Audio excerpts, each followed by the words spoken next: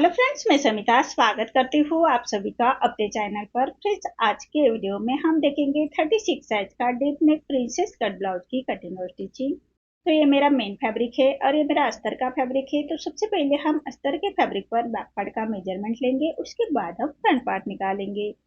तो देखिए, जितनी आपकी चेस्ट है, चेस्ट का 4 पार्ट करेंगे प्लस 1.5 इंच करते हुए कपड़े को फोल्ड कर लेंगे और फोल्ड को अपनी तरफ करते रखना है। और सबसे पहले नीचे से एक लाइन ड्रॉ करते हुए कपड़े को हम सीधा कर लेंगे।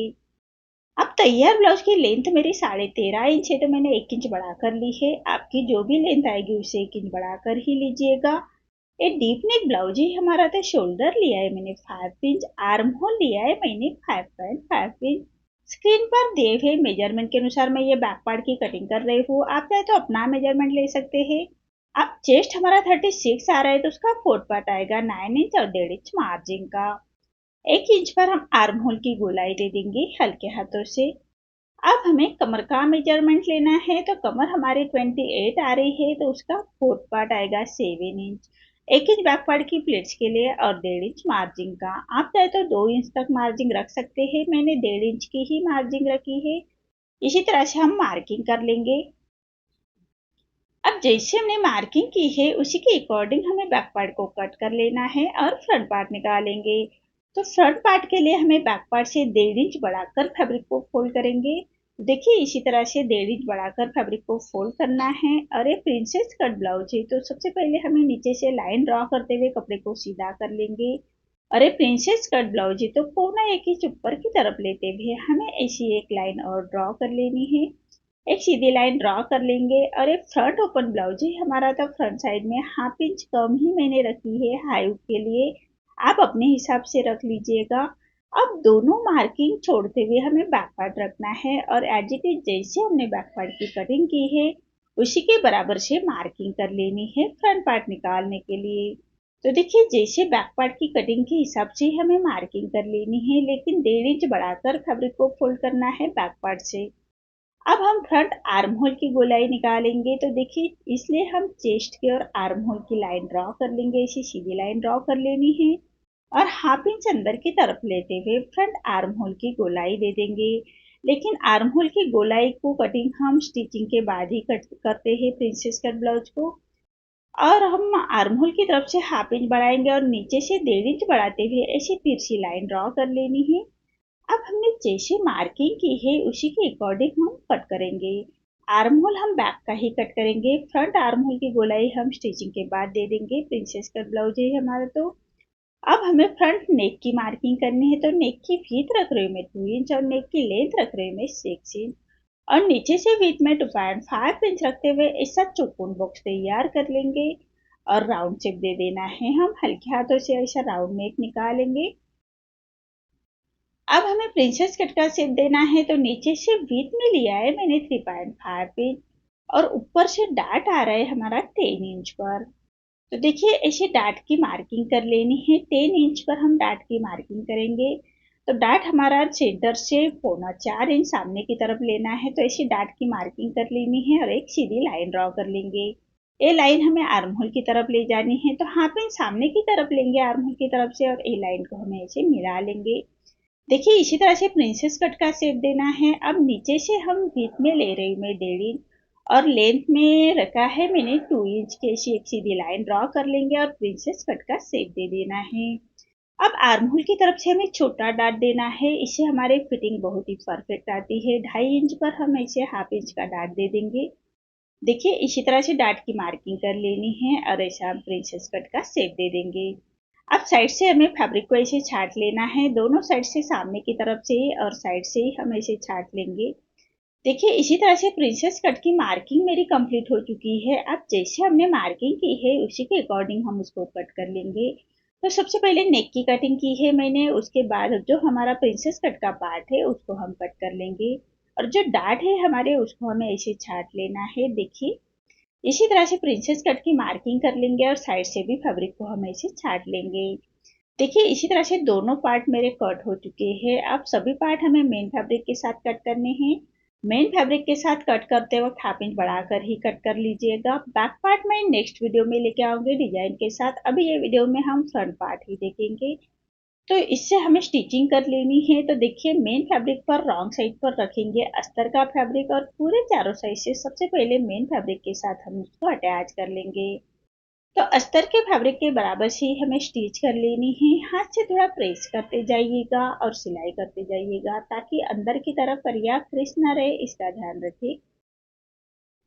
इसी तरह से हमें अस्तर के फैब्रिक के बराबर से हमें स्टिच कर लेनी है। अब जो एक्स्ट्रा हमारा मेन फैब्रिक आ रहा है उसको हमें अस्तर के फैब्रिक के बराबर से ही कट कर लेंगे।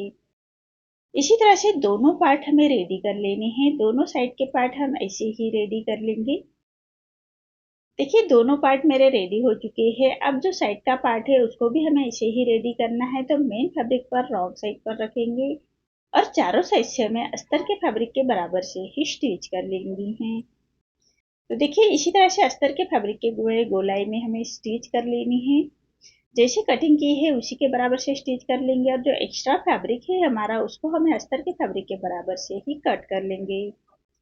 देखिए इसी तरह से ये दोनों पार्ट हमारे रेडी हो चुके हैं। अब जो हमारा प्रिंसेस कट पार्ट है उसको अटैच करना है, तो वहां पर हम पाइपिंग बनाएंगे।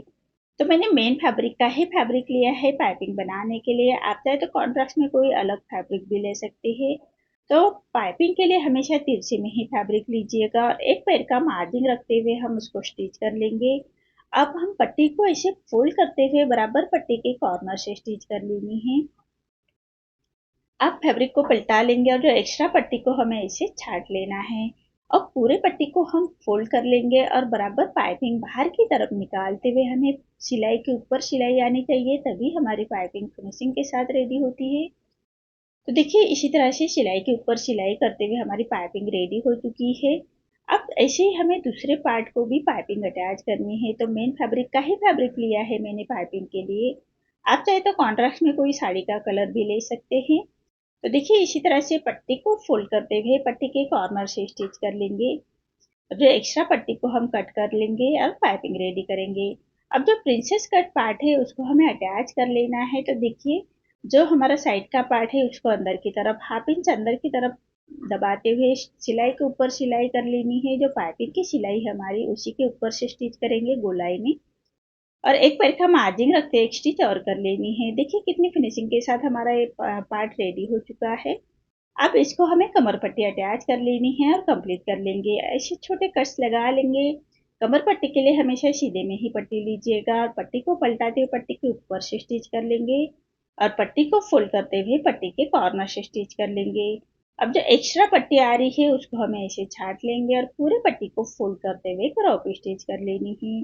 बाद में ये रफ स्टिच निकाल लेंगे और सुई धागे से तुरपाई कर लेंगे। अब हमें हुक की पट्टी अटैच करनी है। तो हुक की पट्टी हमने अस्तर के फैब्रिक की ही ली है और जो हाई हुक की पट्टी के लिए हमने हाफ इंच छोड़ा था उसी मार्जिन को कवर करते हुए पट्टी को हम अटैच कर लेंगे और ऐसे छोटे कट्स लगाएंगे।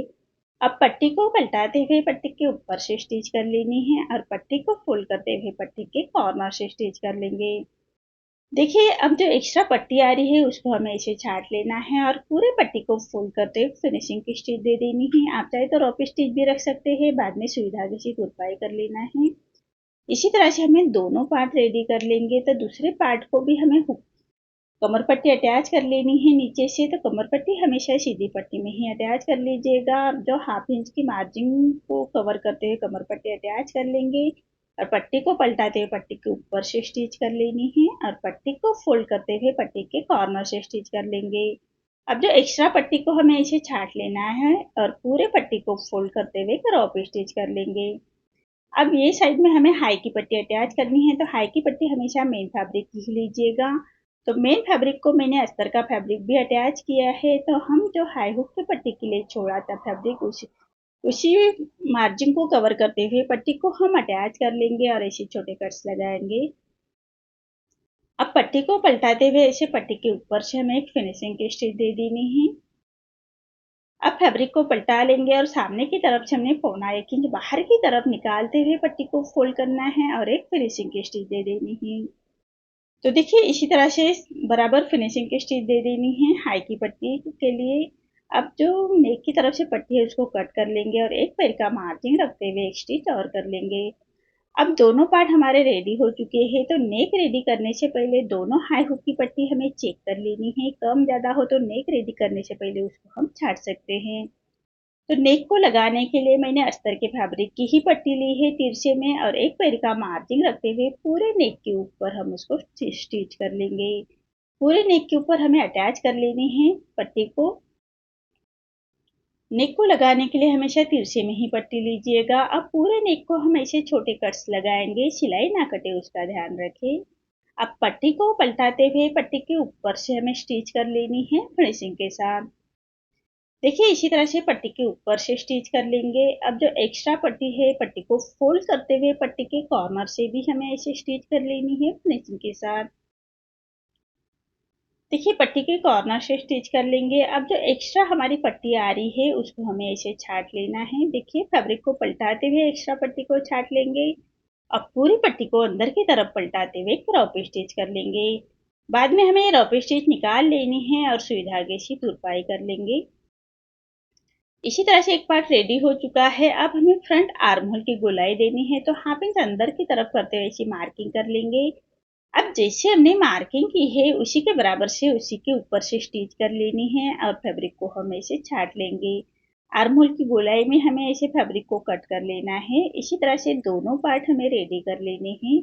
अब दूसरे पार्ट को भी हम आर्म होल की गोलाई दे देंगे हाफ इंच अंदर की तरफ करते हुए।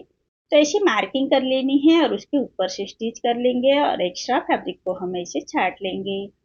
इसी तरह से हमें दोनों पार्ट रेडी कर लेने हैं। बैक पार्ट मैं नेक्स्ट वीडियो में लेके आऊंगी डिजाइन के साथ। तो देखिए मेरे दोनों पार्ट रेडी हो चुके हैं। आपको आज का मेरा ये वीडियो कैसा लगा प्लीज कमेंट में बताइए। अगर आप चैनल पर पहली बार आए हैं तो लाइक शेयर जरूर करें और चैनल को सब्सक्राइब जरूर करें। धन्यवाद।